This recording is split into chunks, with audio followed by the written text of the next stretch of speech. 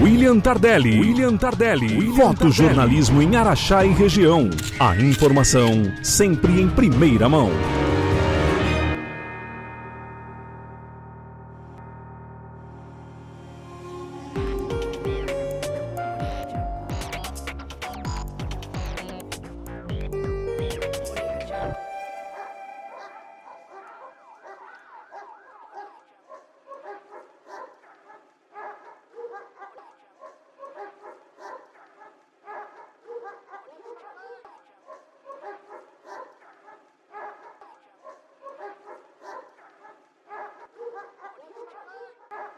Olá pessoal, hoje segunda-feira, 15 de junho desse ano de 2020. Estamos chegando aqui para trazer informações sobre os principais fatos de nossa cidade, tanto da área policial, mas como também os principais fatos que envolvam aqui em nossa cidade. A gente está dando uma cobertura especial à questão do Covid-19 aqui em nossa cidade, trazendo os principais fatos, dúvidas e tirando aí, as dúvidas que a população nos envia na página, bem como na Rádio Cidade, e a gente traz aqui para vocês nesse exato momento. A entrevista de hoje, a gente está trazendo o juiz de direito, Dr. Renato Zoain Zupo. Ele que é responsável pela vara criminal aqui da cidade de Araxá. E ele também é integrante do Comitê de Enfrentamento ao Covid-19 aqui em nossa cidade. Várias dúvidas surgiram durante esses dias referente a bares, lanchonetes, restaurantes, centros espíritas, envolvendo aí, candomblé, umbanda e tudo mais, bem como também aí outras situações aí de permissão ou não aqui em nossa cidade, envolvendo o decreto municipal. O Dr. Renato Zoain Zupo fala pra gente o porquê da ainda não liberação das igrejas, das academias, também essa questão envolvendo bares, lanchonetes, restaurantes e também aí as medidas cautelares sobre o descumprimento dessas situações. Confiram na íntegra a entrevista completa do juiz de direito, Dr. Renato Zoain Zupo.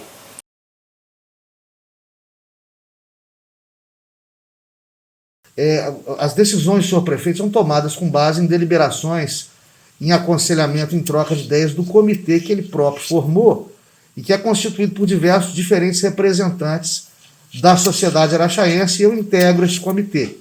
A nossa opinião sobre os cultos, sobre os templos de fé, seja de qual religião se queira tratar, é que não é possível o exercício desses cultos sem que exista aglomeração de pessoas. Veja que os templos já foram reabertos para visitações esporádicas dos fiéis, mas a prática dos cultos tem que esperar para que os números favoreçam essa autorização governamental.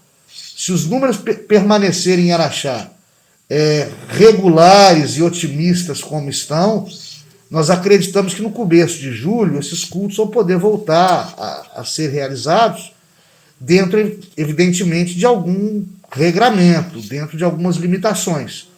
Mas vai ser possível que eles voltem a ocorrer.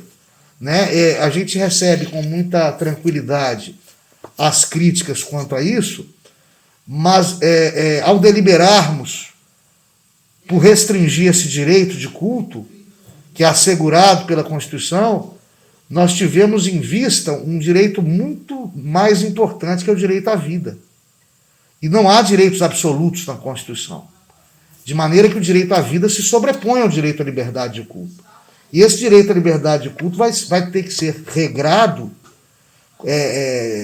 aos poucos, conforme os números que a nossa Secretaria de Saúde nos forneça e que sejam otimistas a ponto de nos permitir essa reabertura gradual.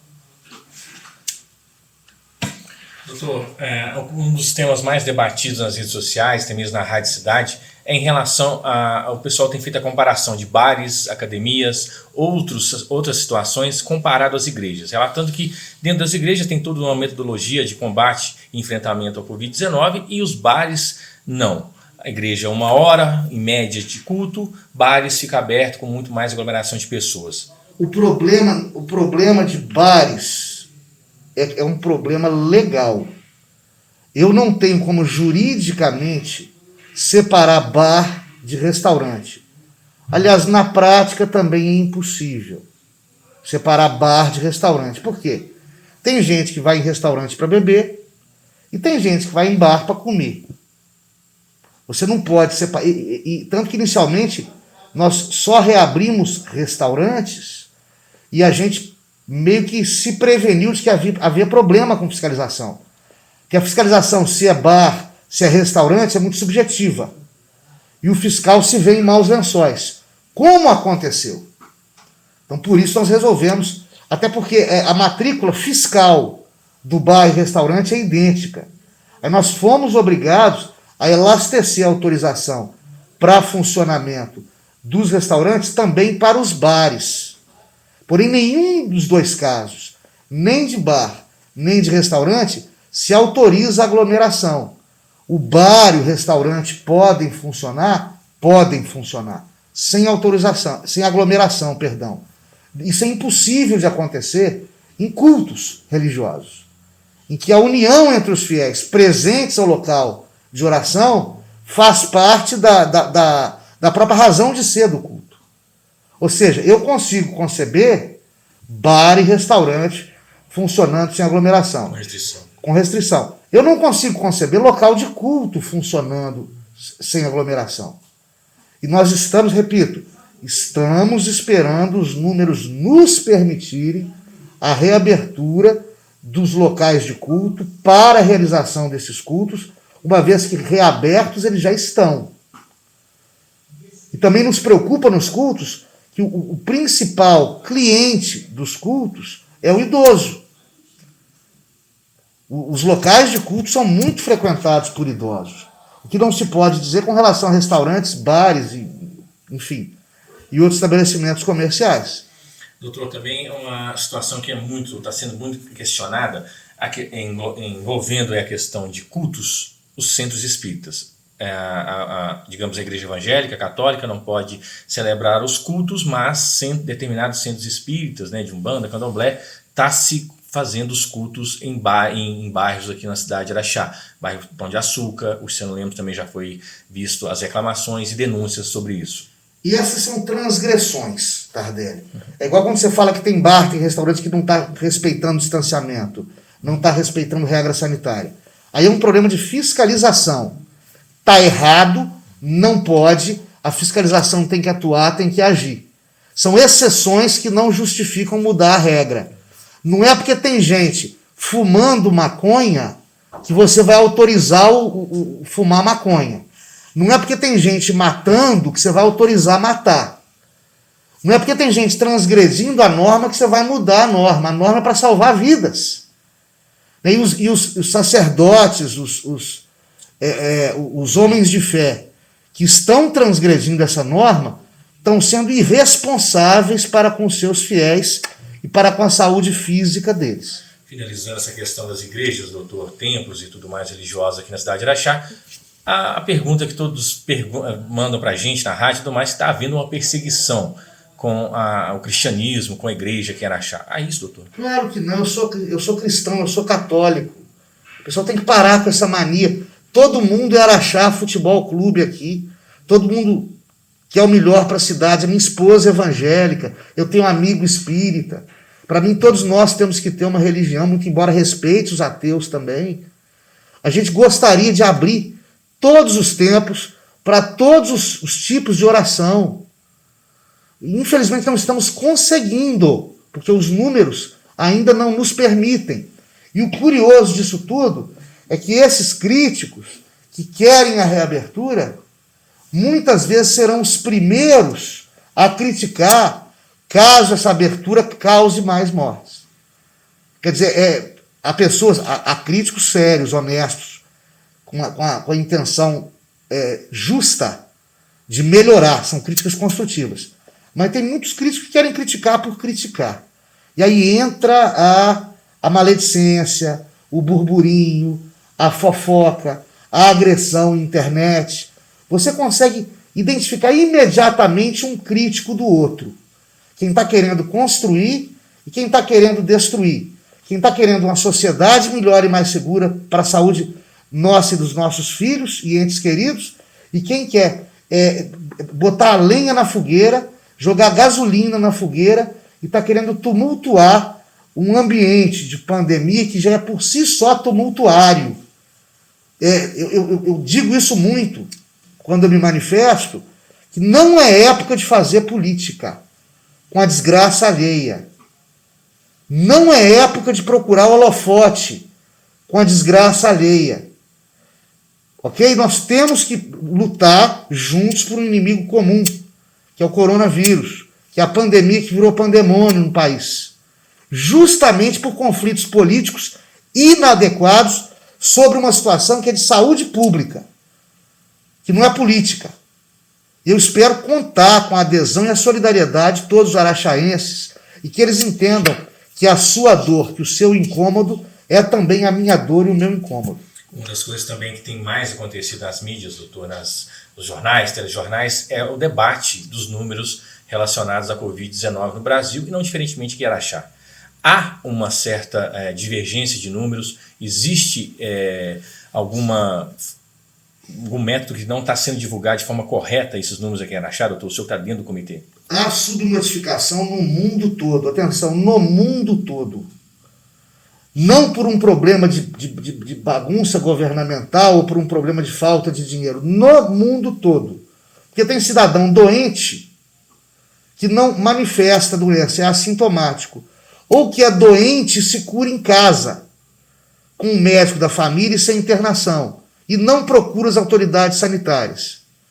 Então, essa subnotificação, ela existe, mas todos os casos que chegam oficialmente ao conhecimento dos governos, dos estados, municípios e países, é documentado, é informado, é divulgado.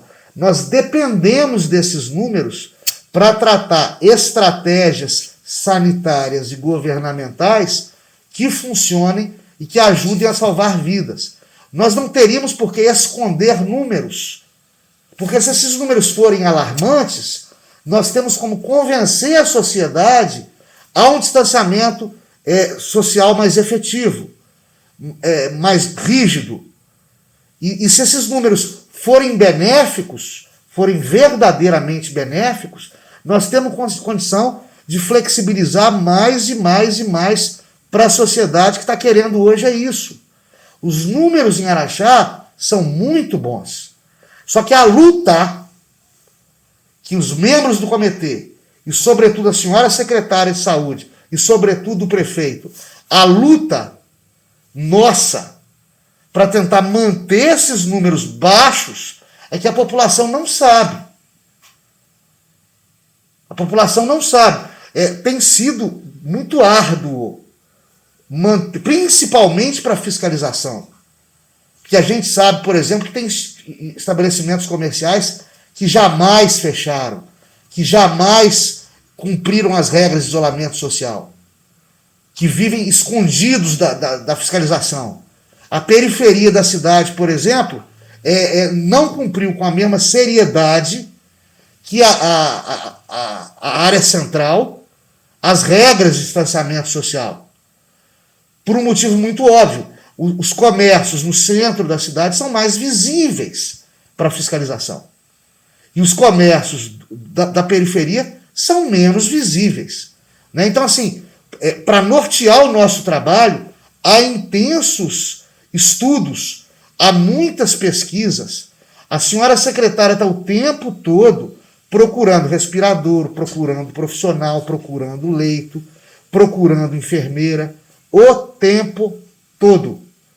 E os números só estão bons porque a nossa oferta de bons serviços da área médica, da área de enfermagem, na área de infraestrutura hospitalar, estão bons.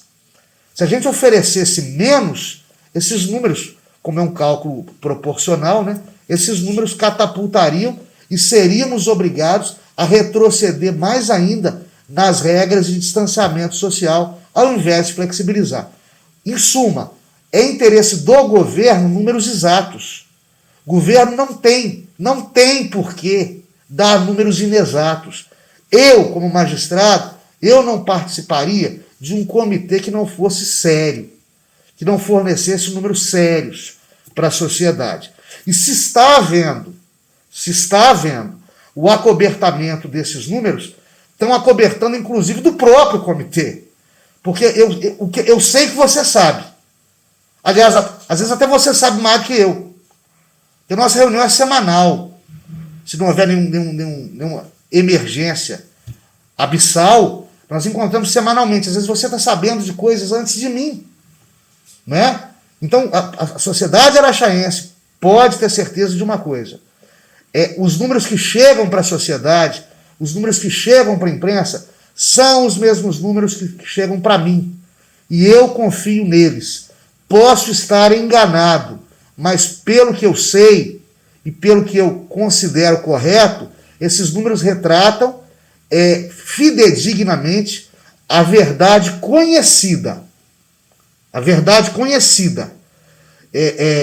Salientando que há uma subnotificação natural em todo mundo pelos critérios que eu já te expliquei aqui.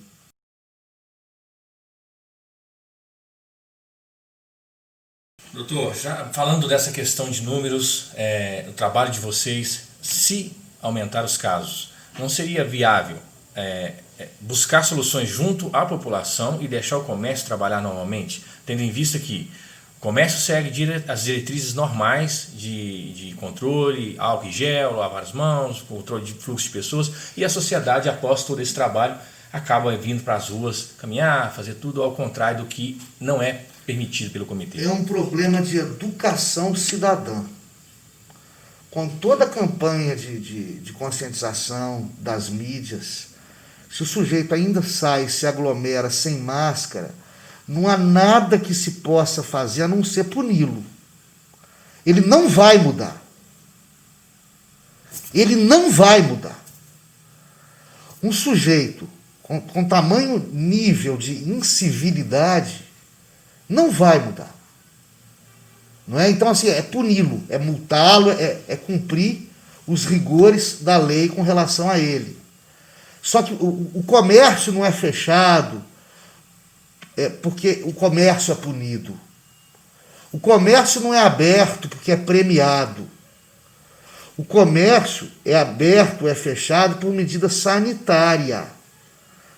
Ou seja, é uma guerra contra o coronavírus. E toda guerra tem baixa. E tem baixa de inocente. Toda guerra tem cerceamento de direitos. Nós estamos tentando poupar vidas, é o que disse no começo. O direito à vida é o mais essencial, é o mais importante. O direito à vida é superior ao direito a ganhar o pão. Se for necessário restringir de novo, nós vamos restringir de novo. Só que hoje, segunda-feira, 15 de junho, 3 da tarde, eu posso te dizer com tranquilidade que nós estamos muito mais próximos de uma reabertura ainda maior, porém gradual, do que de um recrudescimento das regras de distanciamento. É certo, é claro, que nós vivemos uma realidade que vai se modificando ao longo dos dias, de maneira muito vertiginosa. Hoje está bom, amanhã pode estar mal. Mas hoje, segunda-feira, 15 de junho, às 14 horas e 54 minutos, quase 15 horas, nós estamos otimistas. Inclusive, quanto à sua próxima pergunta, que eu sei qual que é das academias, acertei? Nós estamos otimistas quanto a academias. Acreditamos que elas poderão ser reabertas em meados de julho. Acredito que 5 de julho foi a estimativa que o comitê fez. Vão ter que seguir inúmeras regras, né? Mas é possível essa reabertura gradual e lenta. É justo que assim o seja. A menos que os números deem a revezada, o número de leitos disponíveis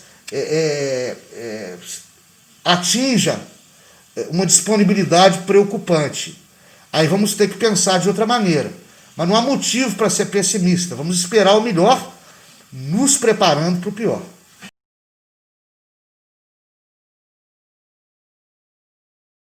Doutor Renato, também uma das perguntas e solicitações que a gente tem muito na página rádio é a questão aí das audiências que a Vara Criminal de Araxá executa aqui em nossa cidade. Essa questão da pandemia, com certeza, várias atividades do senhor também entrou aí nas questões aí de restrições. Como está funcionando a vara criminal hoje com os trabalhos referentes à pandemia? Todas as varas estão funcionando em trabalho externo, trabalho à distância e rodízio de servidores para evitar aglomeração interna e também afastando aqueles pertencentes ao grupo de risco. Isso não é novidade alguma, isso é comum em todo o serviço público brasileiro hoje, a não ser a segurança pública diretamente a encargo das polícias e o pessoal da saúde que tem sido aí sacrificado e martirizado com essa guerra pandêmica que estamos todos enfrentando. A peculiaridade do serviço forense, que só estão sendo realizados algumas audiências imediáveis, como, por exemplo, de apresentação de menores, né, apreendidos, como, por exemplo, para pôr em liberdade cidadão, e as demais estão sendo proteladas.